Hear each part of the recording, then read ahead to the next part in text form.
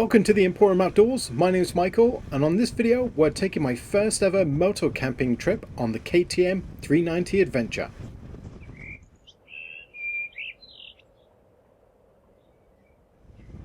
So I'm very new to adventure riding, and I've only owned the KTM 390 Adventure for a couple of weeks, so I wanted to plan a trip that was reasonably close to home but I could do an overnight camp. I decided to head down to the Waterton National Park, which is in Alberta. To make the route interesting, I decided to head south and to track the US-Canada border and make my way across all the country roads.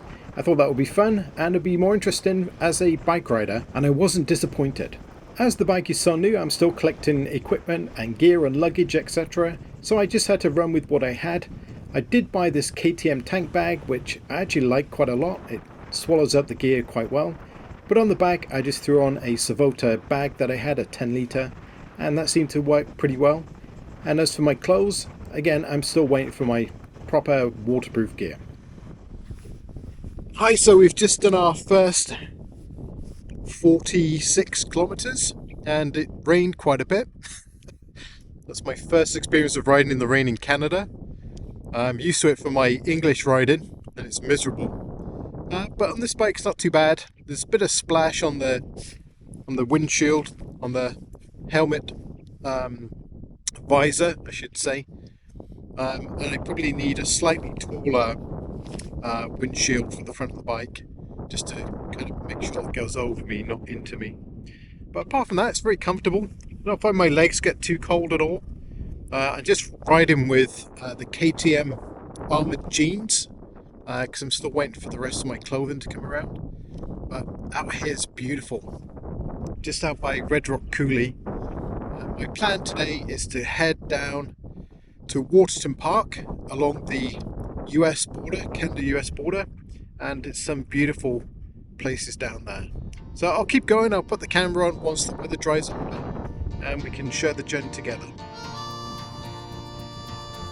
So the countryside in southern Alberta is a mixture of desert and greenery, is the best way to describe it. There's lots of farmland with cattle, and every so often you'll get these coulees, which is a dip in the landscape, which is almost like an oasis and normally has something like a river running through it, and the trees are all there, lots of animals around, and it's really interesting riding.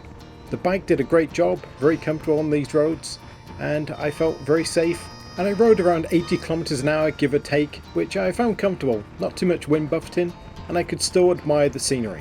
One thing I did appreciate as a bike rider compared to driving a normal vehicle is you can smell the countryside. Something that's really taken away from you when you're driving a truck or a car.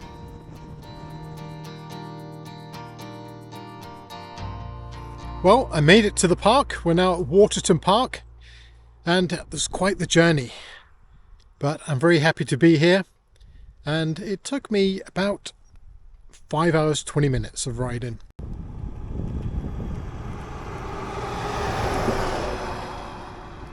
So now I just have to get my campsite and get myself set up. Shouldn't take too long, but that was a good trip, very enjoyable. Saw more of the countryside than if I had ever driven in a car or truck or anything like that. So very, very interesting day.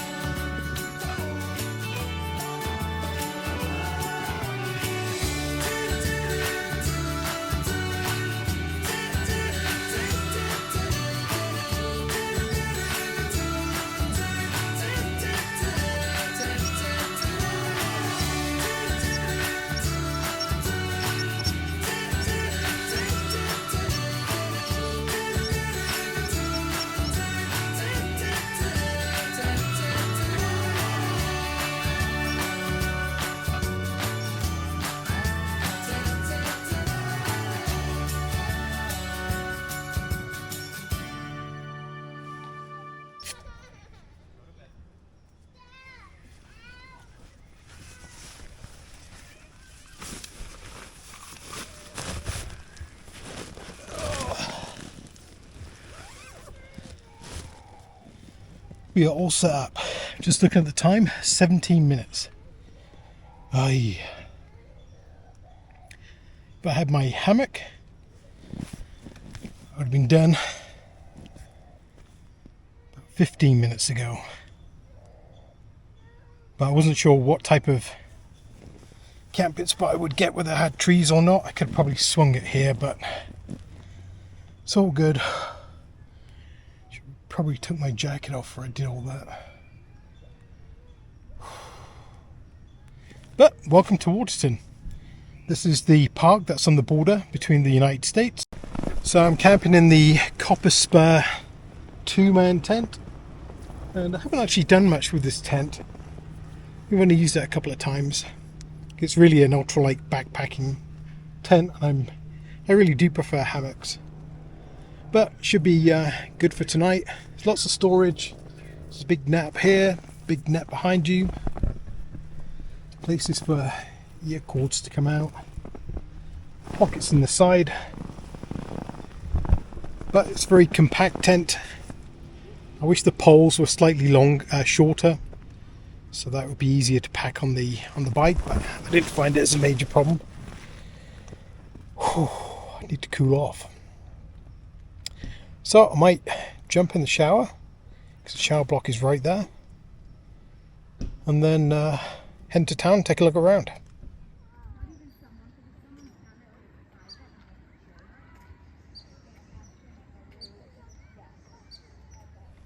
So we're all settled in. I've got the Helinox One chair, got a beer, which is Deliberation Dry Hopped Sour. So I'll drink a couple of these and relax and enjoy the mountains.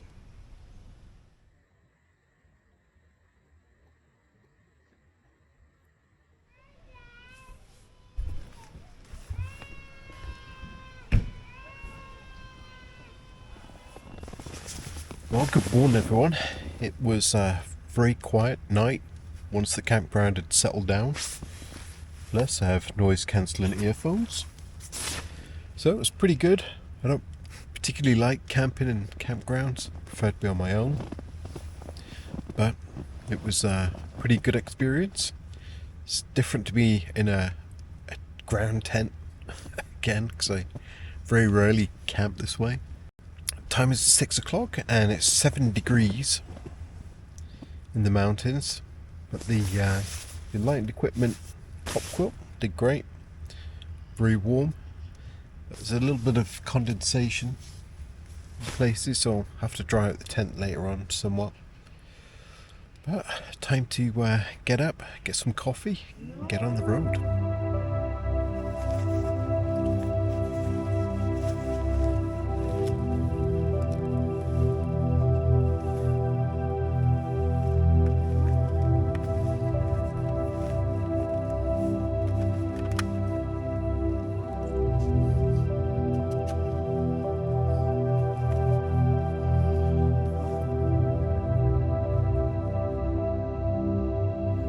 So before I left Waterton National Park, I thought I'd take a quick look through. It's been quite a few years since I've been here, and I know there's a beautiful lake right at the end of one of these roads.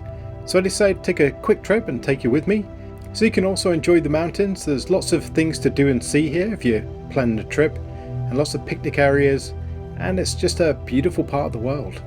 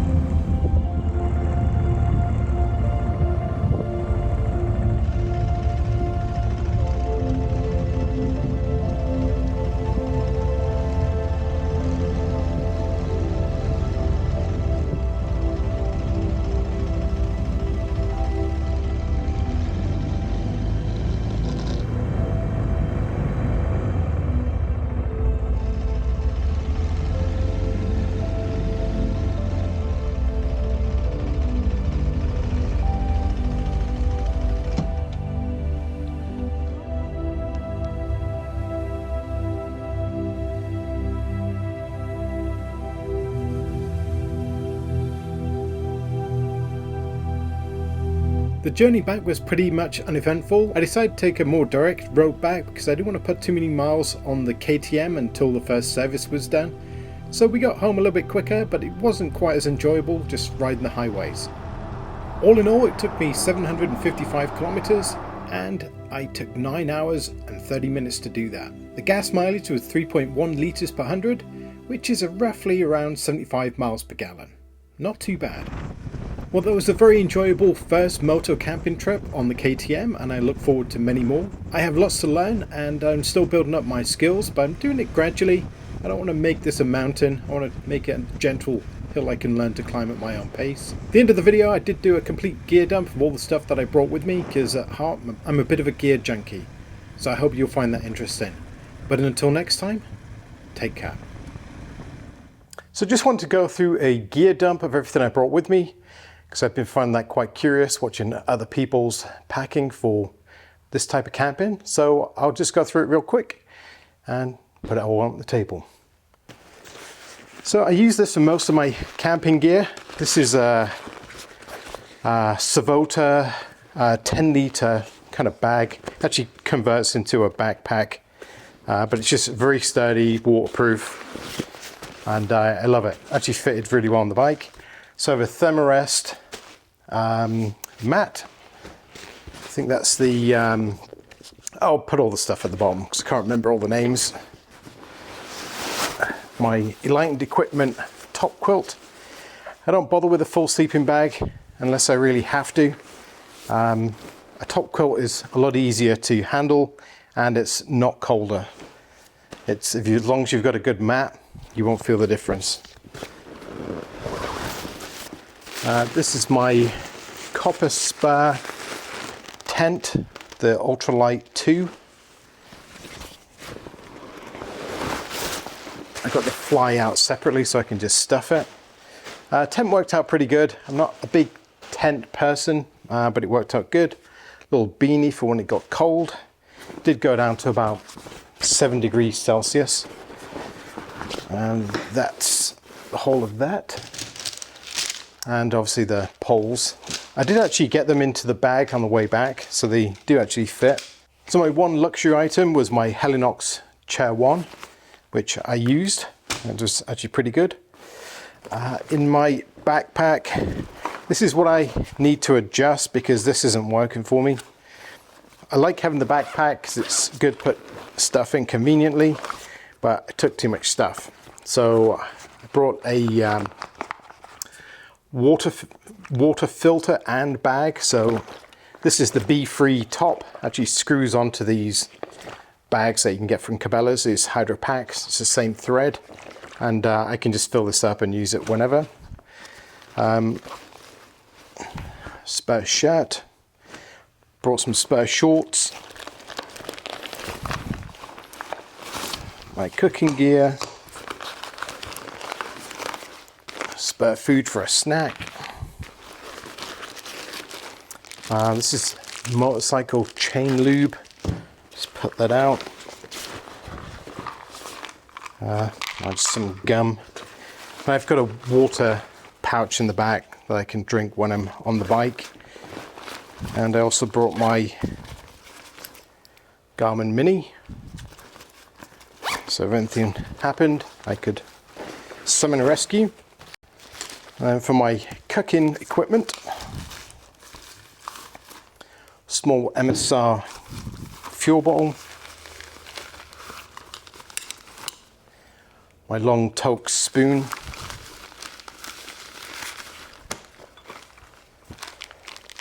my toothbrushes, and this is just a Helicon Tex cup, metal cup. That's some coffee. This is the Pocket Rocket 2, very lightweight. Love that. And and this is my little peanut lighter, which I love. And this is just a straightforward cup, which is plenty big enough. And I also brought my Tokes wood burning stove, because I wasn't sure where I was going to be. There we go.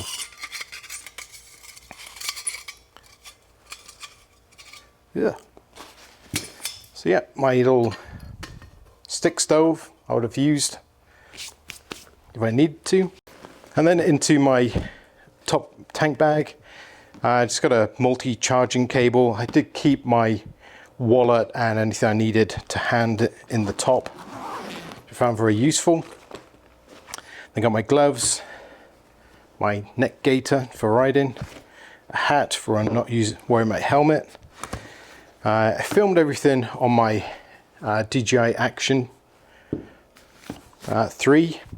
Inside here I've got my DJI microphone set, as well as my spare batteries. So I've got 3 batteries in here, 1 in the camera, so leaves 2 left. I've got a couple of bits that I can connect together. I'm still really figuring out the camera part of the moto camping, but this gives me a basic tripod that I can use. It does go up to more or less tripod height. Obviously it's not as stable, but it's a lot smaller than carrying a traditional tripod. So it actually worked out reasonably well. Quite happy with that. This is a neck mount, which I won't be taking again because it doesn't work. A couple of Olight bulbs, which are pretty good. I thought if I got stuck out at night for any reason, you can actually switch these to flash in red, so I could actually put them on the road and warn people. So I brought this particular flashlight with me.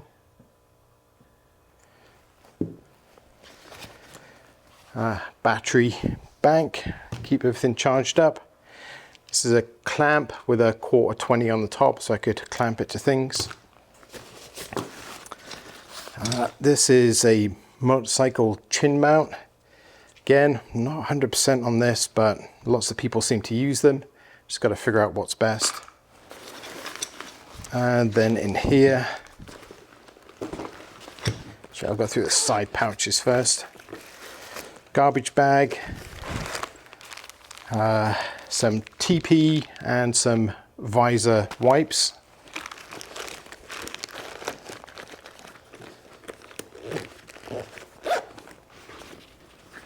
On this side,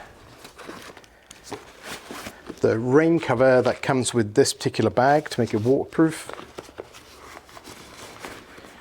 Also a little phone mount, so when I'm in the tent I can just hold it on there. You can also use it to use your phone to film as well. It's actually pretty handy, quite like that.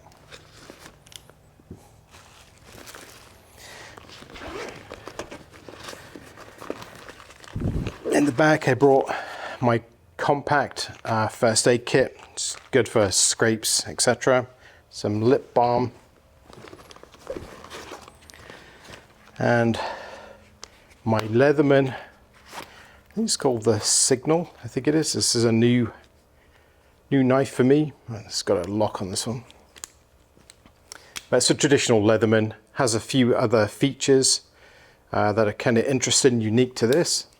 Has a safety whistle in this side and a fire steel, as well as a diamond sharpener stroke hone on this side.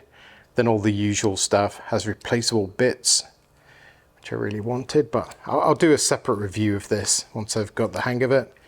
One of the reasons I chose this, it seemed a bit gimmicky, but has a striking pad on the bottom where you can use that to pound in tent pegs, and you'll see me trying that out.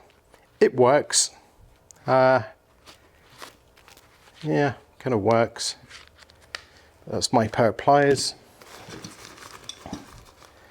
Then in here was all my tools that I brought for the bike.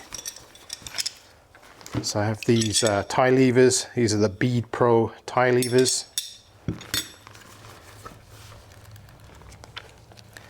This is my,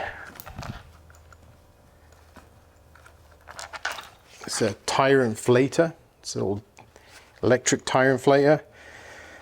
It seems to work okay. I've only tried it out in the shop, but I think that will probably work out for me. I can also use it to charge my phone in an emergency. I've got some puncture repair kit, usual strips of bacon, some pads, that's the glue for it, a small set of vice grips, which I find very useful for lots of different things. And also in the bike I've got 2 toolkits. I'll probably just grab those real quick.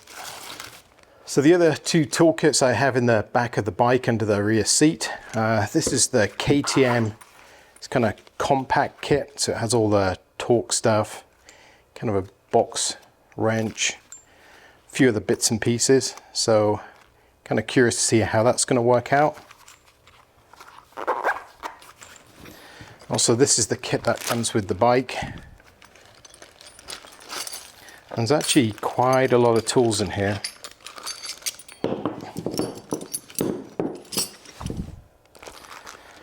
So the spark plug wrench. This is to adjust the rear shock, so you can put the preload on. Screwdriver, different sizes. Pretty cheap tools. A couple of open-ended wrenches. Oops. Some Allen wrenches, and I believe this is a 22, I think it is.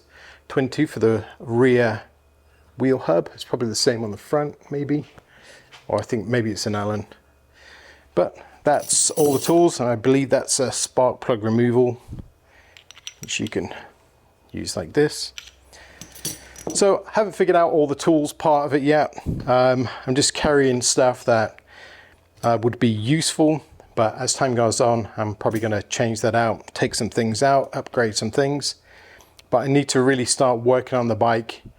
When I'm setting things up and changing things around, I need to use this toolkit so that I can figure out which parts work, which parts don't work, which parts I actually need and which parts I don't. So that's everything I took with me. Thanks for sticking around to the end of the video, and look out for lots more KTM 390 adventure content in future videos. And as always, thank you very much for watching. If you like my videos, leave me a comment, maybe a thumbs up, and don't forget to subscribe.